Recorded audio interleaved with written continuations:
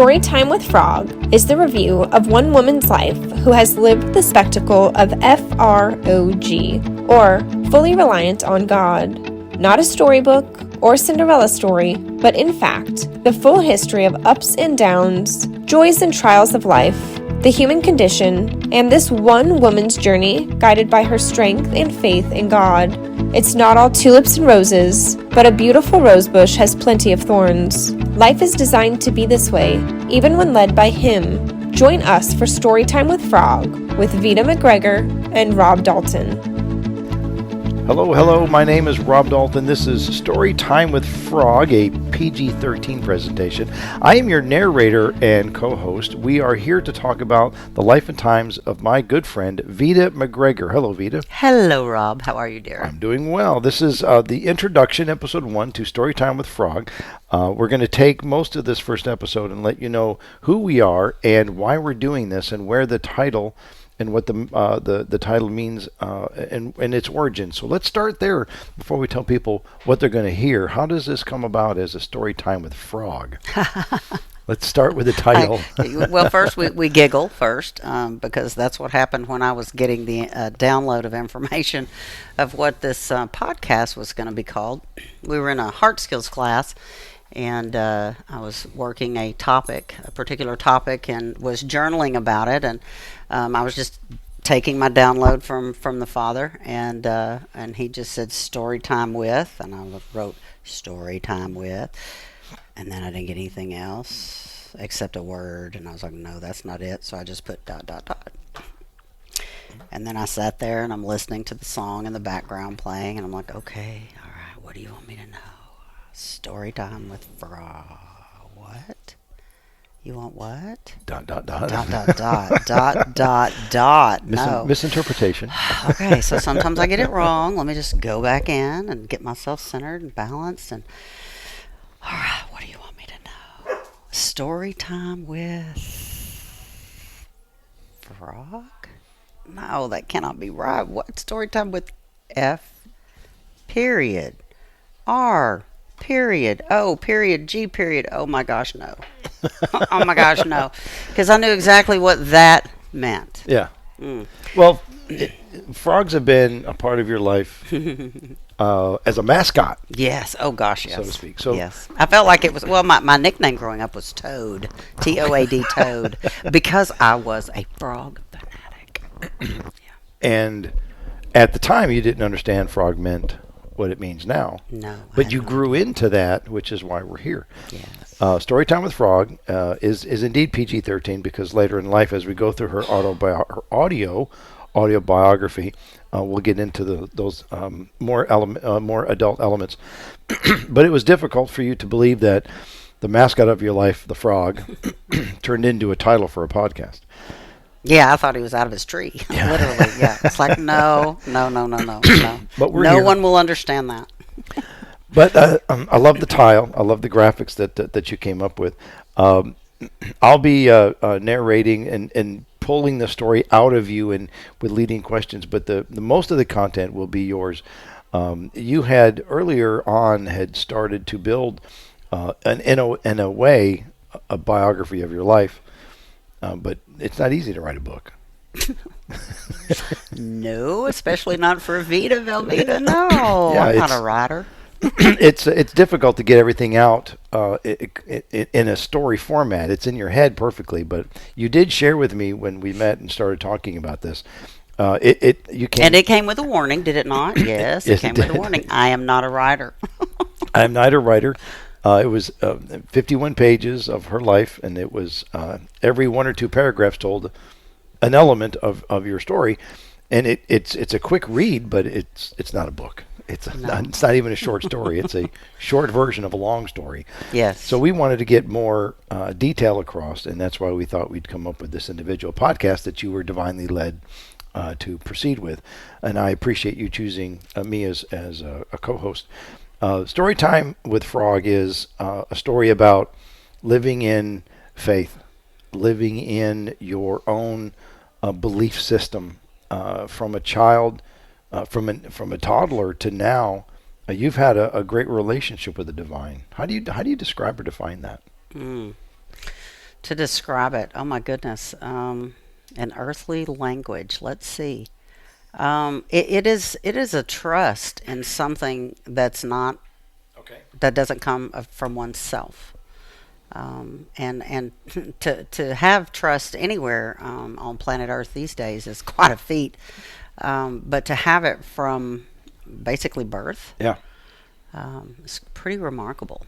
Divinity has been a part of your everyday life, and though you haven't always lived, uh, you've lived with God, and we define. We use several names when we Yes. refer to God. God is a Judeo-Christian reference to Almighty, but you'll hear us mention Father. Yes. You'll hear him mention. You'll hear us Spirit a mention lot. Spirit, Source.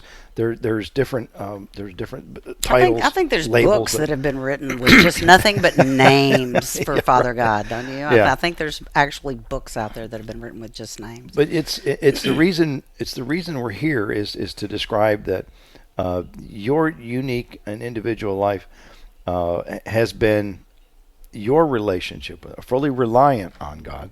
Yes. But it's not something that has come through religion. It is not something that's come through churches or the brick and mortar establishments or preachers or pastors.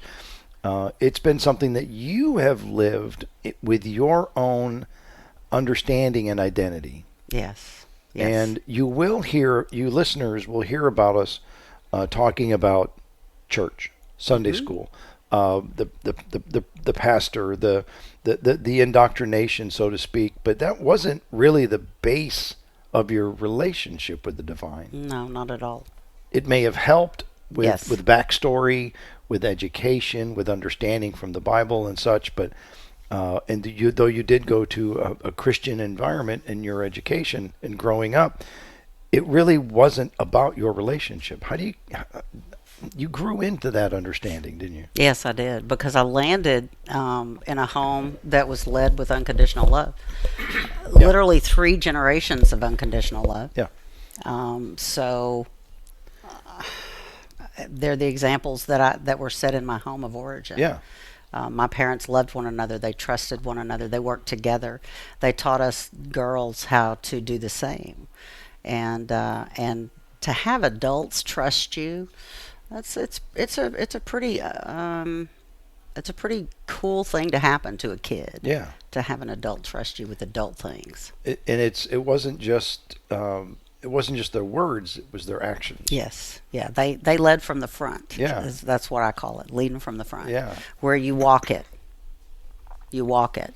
Yeah. You can talk it all day Your long, actions but match your words. you got to walk it. If you don't walk it, people are not going to believe you. But it wasn't something they had to do differently or consciously because of No. the way they were raised. Yes. It was just a way of being. It was a way of being. So you Yes. had yourself, you had your parents, and you had your grandparents that were all involved with the same level of trust and intimacy. Yes. And intimacy in that trust, in that love, in that acceptance, unconditional acceptance, unconditional love, and you are a product of that environment. Yes. And My that- little 4'11" grandmother, Granny Fletcher, 4'11".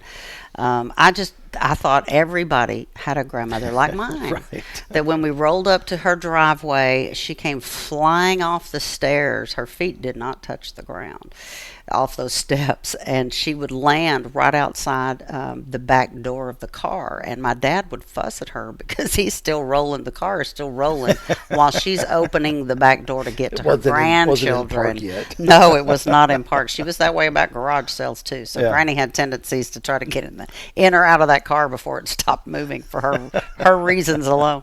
But yeah, I thought everybody had family members that were that excited Yeah. every time they were in their presence. Doesn't everybody do that? Right. It was your normal. Therefore, I mean, I came to your house and I didn't see you wagging your tail, jumping up and down, running out to the car. So apparently it doesn't happen in everybody's. But it definitely happened in my realm and in my home. We are part of, this is one element of many that is going on globally and helping people understand that you were raised in a belief system that you knew to be yours. And you didn't have to go to church and get it. You didn't have to be preached at. but the church was an element of refortification, so to speak. Yes. It affirmed the love that was already taught to me. Yeah. And the world right now,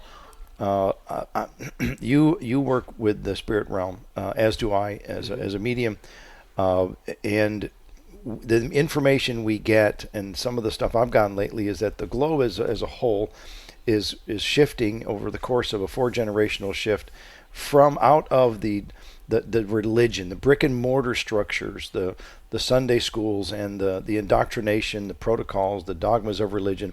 And that's the way it was a couple generations ago. We are slowly shifting out of that globally into a more intimate and a relationship and understanding of our faith. Yes. Our personal faith. And I have talked to many people, especially in the last 7 or 8 years, where they can't find a building or brick and mortar building that matches what they believe. Yeah. And, Funny how that's we are happening. in the sweet spot of that shift and COVID had a kind of a reason for being here, or a purpose adding to that, in that people were no longer going to church, right, but they found their online faith with a church in Seattle or New Mexico, right, or somewhere else. They got to visit a lot of different places. Right. And it's not always the church and the messenger, it's how it feels. Yes. When you hear it, and does it resonate with what you know? And so one of the reasons we're here, Veda, is we want to tell your story so people can understand that faith is personal. Yes. Your journey is unique, and your understanding and acceptance of what you believe to be true is up to you. Yes. You don't have to go somewhere and be talked at or taught or preached. You may go somewhere, like there are some wonderful Unitarian churches or agape churches that reinstill or solidify your understanding of goodness. Yes. And faith, but without preaching, out of the hard Bible, right, and telling you what to think and how to feel and what to believe. That is falling away, and this new faith, this new discovery of belief and understanding is new for a lot of people, and that's why we want to tell your story. Yeah, it's kind of exciting. It is exciting because I'm thrilled. I've read the 50 pages. God bless you, buddy. I tell you what, you've got some patience in there. and we're here to share the story because it's important that everyone understand that intimacy can be in your belief system. Yes. And there's no shame. No, I didn't know it wasn't. You understand? Yeah. I didn't know I was supposed to care about what other people thought or said. Yeah. I didn't see that in my house. Yep. I didn't see that in my family. We were not seeking one another's approval. Right. Because we already loved each other full throttle. So what is there to seek? Yeah. Approval for? Yeah, nothing. And when you got out into the world, you learned two of the words you use in discussing this is curiosity and understanding. Yes, yes. Understanding is my favorite word. That's my favorite word because I do believe that we as creations are innately driven to understand. We don't need to know everything. We don't need to figure everything out. What? Right? What? Y'all, I just saw the light bulb go on top of his head. This is legit happening right here what live. The internet's for? I tell you, is to learn everything all the time. But yes, we just want to understand one another. And so many people these days judge before they understand. Well, because there has to be a right and a wrong, right? Yeah. A good and a bad, right and wrong. Yeah. I despise all things that draw lines between us. That's my thing. Understanding That's my is in nemesis. The middle. Understanding is in yes. the middle. Yes. Understanding is where the gray lives. Yes. And you can find. It's just important to understand. It is. Ask questions and understand. Because if I can understand your why, yeah, then I can know your heart in an intimate way. And we need more of that understanding out there. Yes. And because it's not to correct. Right. It's not to criticize or correct. It's strictly for the use of understanding. I want to understand our differences. I don't want to draw the gap between us bigger. Right. That makes no sense. Yeah. Let's seek to understand one another. rather than to fix one another. And or pull you over to my oh, side. please!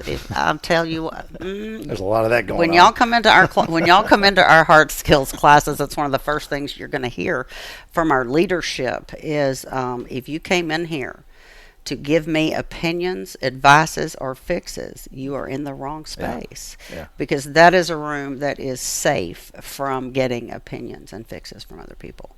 Because we have got to learn how to step through our lives ourselves. And again, your journey is about that. We have to go through an understanding of faith, which is different than religion. I know people. Thank you. I know people that have religion but have very little faith. No faith. They're scared to death. And so many and people. it's the fear that drives their belief structure. So it is fear. It's this big gerbil wheel, Yeah. and they don't get anywhere. And it's hard, and I have such empathy for people that are stuck on that kind of wheel. The other thing is you and I are active with the spirit realm. Oh yes, We are. It's well, once you believe, there's a lot more to it. Once you start believing. Yeah, and my journey was I've always been connected because of my near-death experiences as a child, but it played a role, but I wasn't active with it until the last 10 years when it began to awaken inside me. And I am now well connected to the spirit realm. And I have come to realize in my journey, and I mentioned this to people, as do you in your connections, and we're going to go back to the flipping of the script. Yes. Because most people think that we are strictly humans in search of a spiritual experience. That was my raspberry. Did you hear it? When you find out that the truth is we are all spiritual bodies, Yes. souls, God's fingerprints, however you want to say it, soul energy, eternal spirits. Yes. We are all eternal spirits living and enduring a human experience. Yes. So we flip that script, and now we're trying to get back in touch with our origins, but we don't realize that's what we're doing. Where is it? Where is it? We're so busy looking ahead that we forget that we've been spirit-filled the whole time. Yes. And we're looking for something that's already there. It's been here. It's been there the whole time. And that's why people go to church. They're looking for that mystery. And people now are waking up to their own faith and their own belief systems, Yes. and they don't have the permission to talk about it. Yeah, we're going to give them that. We're giving people gonna give that. them that, yeah. It's okay to think new thoughts, to have new beliefs, to have new knowings and understandings. But they don't have to go on a shelf yet. You need to let them build and let it grow, because each of us, that we are as a world yearning for an awakening. But the world around us won't let us. No. But I get when I channel for people, I remind them, this has been going on the whole time. You're the one that's not letting it flow. Correct. For whatever reason. Yes. No harm, no foul. But it's trying. It's a choice. You're blocking the river of information. And if you just understand that we are spirit, Yeah. enduring a human experience, not enjoying always, Oh gosh, no. because it's not You meant to can't be have enjoyable. that. No. If Life's you a have all struggle. positive, then you don't have anything to. Yeah, it's not going to be positive. Right. If it's all positive, it won't stay that way. There's got to be the polarity that Yes. that this experience provides. Mhm. So we're here to give people permission. You are, and you should feel okay with not understanding what you know to be Yes. true. Not understanding. It's not meant to be understood. It's meant to be experienced and learned. Yes. And like any education, K through your graduate degree, all those years you're learning and expanding, and this journey, the spirit journey within each of you, is no different. Not at all. And it's not the same No, of for course any not. two people. No. There might be similarities. Well, yeah, and every You and I every end year, up at the same place. we just do. different We just journeys. go different directions, Yeah. but we still land in the same spot. Yeah, Mine's- and I love that. I love that about humanity. Right. Because it keeps the flavor. It keeps the flavor in the flow, and we definitely need flavor. I don't want you to be just like me, and I don't want to be just like you. You know. Yeah. My children, I don't want them to be like me. I want them to be their authentic self. Right. Whatever that is. Whatever that is. And I had my influence, and I still have a little bit, but not much, you know. Yeah. I mean, I taught mine to be a free thinker, and have a mind of her own, and that's what she's teaching my grandchildren. And I'm thrilled that my grandchildren have authority and power in their lives, where in my generation we didn't have They didn't give us authority and power as children. But I landed in a place where they did. They did, right. They That did. environment was thriving. So, yeah. This Well, is going to be fun. We're going to get to that, but we wanted to introduce where we're going with this because it's important. A lot of you may be joining in because someone told you about it or heard about it and wondered what it was. And it's not a 3 or 4 year or 5 year show. God, that's exhausting to even think about it. Oh, no. Instead, it's Veda MacGregor's story from birth to today, but it's just because she has been finally tuned in to the divine. Yeah. To God, to Yeshua Christ. Yes. And we angels, we work with the angelic realm. Just because she has lived that way doesn't mean it's been a parade of roses and confetti. I hid the first 30 years of my life. I just knew if anybody found out what I experienced, that I would either be taken away by the federal government and I would be dissected like a frog to find out what is this thing, or I would be locked away in an insane asylum because I'm one of those people. Yeah. Those people. Because I'm talking about things that don't actually exist in the physical realm. in the 3D realm, in the 3D world. Y'all just stay tuned, because those of you that have always felt like that you didn't belong, that you stuck out, that you didn't fit, there are more of us than there you are think. So many more of us. But we don't talk about it. Well, no, we didn't, but now here we're starting sit. to. Here we go. We're giving each of you permission to talk about it. Talk amongst yourselves. Chat, find out more. There are more out there than you think. And it's just for the lack of conversing, that mentality of I've got to be independent, I've got to have all the answers, versus, you know what, I don't know diddly do, so I'm going to connect with people and I'm going to find out what's out there, because I don't know. Which takes vulnerability. Of course it does, which requires trust. There's that T word that everybody's allergic to, because with trust brings vulnerability. And that makes you feel like a target, if you've ever been a target. Yeah. That will definitely play into it. There is one of I've learned a lot. In the decades of growing up, we learn, in our 30s, we learned, oh my gosh, but now, having just completed my 50s, as I just turned 60 this year. Congratulations. One of my bigger lessons was the power of vulnerability. Yeah. There's 5 things, probably 5 or 6 I learned in my 50s, but one of them is the strength of being vulnerable. Yes. The rewards of being vulnerable. You don't know until you step into it. And it's not an easy trip getting there. No, it's not. But boy, it'll overwhelm you all the way to your toenails, won't it? And it takes trust. It takes someone you know. It does take a little intimacy. It does. Emotional intimacy. It does. But it's a wonderful journey. And you and I had to learn to trust each other, didn't we? Yes. And faith requires that vulnerability. Yeah. Believing in something you cannot prove. I know things, like I know the sun's going to rise tomorrow. Mm-hmm. I can't prove any of it. Not at all. But I know through my dreams, through my beliefs, through my friends, and validations with people like yourself, it's got to be. I know it's true. Absolutely. But I can't prove it, and that takes vulnerability. It does. And it takes trust in self. Yes. And then the biggest journey for me. And you had this at an early age, was trusting that you're worthy. Yes. And I think so many people, when I tell people the different entities, angelic entities I speak with, they go, "You? Yeah, right. I know you. What are you? Yeah, you crazy. You're not worthy." Yeah, I thought the same thing. Right. I knew I wasn't worthy, but it doesn't mean that they don't think I'm worthy. That's right. And you've had such a wonderful experience growing up that it's not a sense of worthiness. It's just always Never been. has been. Yeah. And that's going to be difficult for people to relate to. But faith can bring you that revelation. Faith can bring you that strength. And that's where we're going with this story. Is her journey from birth to today has been a lot of diversity, a lot of bliss, but a lot of turmoil and tragedy, as we all in our lives have been.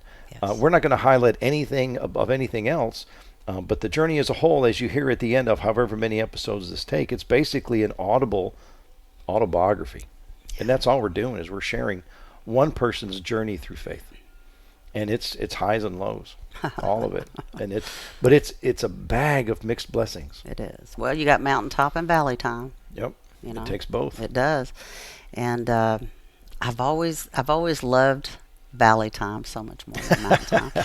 Well, it takes an entire village to get you to those mountain moments, those mountaintop moments. So and you can't stay up there forever. No, and nor do I want to, because that's not where the people are. Yeah. The people are in the valley. I want to be in the valley with the people. Yeah. That's where the living goes on. Yes, it's fun to be at the mountaintop. It is, but it only lasts for like a second, and then Yeah. it's like, ooh, but I want to get back down there and start moving back up this mountain with somebody else. I Yeah. want to get to that mountain with anybody who's willing to go. Yep. And that's part of the journey. So we encourage all of you to stick around. We're going to get into the beginning of her life story, but it's going to be as long as it takes, and it's entertaining, it's fascinating, it's all true. Parts of it are going to be hard to believe, and you'll see pieces of you as you listen. Yeah. And everyone goes through the same basic emotions. Yes, we do. Absolutely. How do you I mean, it's like going to an ice cream store. It's all ice cream. Yes, it is. We all go through hurt. Yep. We all go through anger. Rejection, frustration. I mean, all the things. It's the different flavors that we individually go through. Yes. But everyone can relate if they listen and work to understand. Yes, that's the thing. Motive to understand. Motive to understand. And it takes listening. Most people listen to reply or respond. They don't listen to understand. Yeah. And that's a big shift that we want to help people make in just their everyday lives, is shifting their motive to, I seek to understand. I don't seek to be right. I can see when I talk to people, as I'm explaining or telling a story, their minds are going about how they want to reply. They're not listening. No, they don't hear anything All that they're you're doing saying. is saying, what am I going to say? What am I going to say? They're putting their script together. Yep, they're building their script, and then they come back with something. Yes, a playwright. It's a little ad lib. But this is the story. Your story is worth listening to, and thank you. And we will spend many episodes getting to the end, but the journey is what's fascinating. It's going to be fun. It's going to be fun. It's going to be fun. So let's. And now that we've talked about our spiritual connections, not so much the meaning of life, but the power of faith and understanding, and how it's never a destiny, it's always a journey. And we're going to get into your journey as well. And remember, people, this is Veda's story, but there's a piece of you in all of it, and there's a piece of her in all of you as you listen. It's understanding. Faith is not a switch. Yeah. You have to trust what you don't know. You have to go where you're uncomfortable. Yep. And you have to believe in the non-believable, and don't go or stop because of what other people think. No. Thank God I didn't get the message that I was supposed to care. I did not know we were supposed to care. I did not know that I lacked anything. Yeah. I didn't know that. So how did you get started? You were born, and our base is Texas. We're here in the southern half of the United States, in the state of Texas. Your story takes place in and around Texas, but it started in Georgia. Albany, Georgia. Tell me that. Yeah. Well... Where do we begin? Oh, once upon a time. No, just kidding. Story time with Frog. Well, I found out later in life that my mother was pregnant after my sister. And she was pregnant with a little boy. So your sister, who ends up being 3 years older than you? Yes. Before you, she was pregnant with a little boy. My mom was pregnant with a little boy. Okay. And he did not make it. He was stillborn at 8 months old. I did not find out about him until I was an adult. Wasn't necessary. It was a story, and everybody turned out fine. But having the answers before you have the questions, looking back, I would not have, and both of my parents affirmed this, the plan was 2 children. And had he gotten here, there would not have been a Veda. Yeah. Because there would have been a John Harley. There would not have been a Veda, La Veda Marie. So that in and of itself was like, okay, that's interesting. And then when you add the fact that I wasn't born on my due date, which most of us are not. But in this particular case, on the base, at the Air Force Base there in Georgia, at the maternity entrance, they had a maternity ward with a maternity entrance. The day of my my due date. A fighter jet, came in through that particular Yeah. check-in desk. Made its own grand entrance. Yes, made quite a grand entrance, and that thing was fortunately closed down long enough until it was time for me to be born. Okay. And when I got there, there were no other babies being born. Well, before you were born, the hospital was busy. Oh, extremely. Oh, my 2 or 3 goodness. a day Yes, or yes. so, Yeah, or multiples more. more. Yeah, multiples more. a day. Yeah. You got Mother there said and- it was a revolving door of Okay. births. And That's you how got she there, described it. and there was no one else there. Not a soul, and they checked. They wanted to know if Mother was sure she wanted to, because they were like, "It's so weird. This has never happened Yeah. before. There's nobody here. Are you sure that you want to have it now? Because literally, there's nobody here." Yeah. And you, inside of her, said yes. Apparently, I decided it's going to be now. Yeah. So yeah, and it was apparently a long night, but we had all of the nurses' Yeah, full attention. staff. There was nobody else there, and so I was born a little before 7 o'clock in the morning, and Mother. Bless her heart, I was 24 inches long. I think I was real close to 10 pounds. But yeah, and like within just hours, more moms started coming in. And Okay. they started resuming having babies. But Yes. for this period of like 12 hours or so, Okay. no babies were born. Yep. And the mother said the ladies that worked there, the nurses that were there, they just couldn't believe it. They didn't know what to do with themselves, because they were just so used to being slammed every day. So I was the Lone Ranger born Okay. that night. And then when it was time to take me home, they rolled her down there in her little wheelchair to the nursery, and there's a couple of long rows of little babies, down there. She said, "But I knew you right when I saw you, because you were 3 months old. You looked like I was taking home a toddler." But yeah, so I was oversized, and I was late, and the world kind of stopped for me to get here. Yeah. It's kind of what it seemed like. And Mother said that's absolutely what happened. But that's our story. That's her story. And she gave it to me firsthand, so I wrote it down. You got it when you got home. You had a 3-year-old sister waiting for you, and she was ready for a live doll. She wanted a live baby doll. Yeah. And that's what she got. She got. Yes. So you had a home where you had the dad and mom, an older sister by 3 years. Yep. And you were really well connected to your grandparents. Oh, yes. My dad's parents, Yeah. yes. And all of his siblings and all of their kids. My first cousins to this day are like my siblings. Okay. Mm-hmm. You And spent there's that a much time bunch around of them. us, about 16 of us. Okay.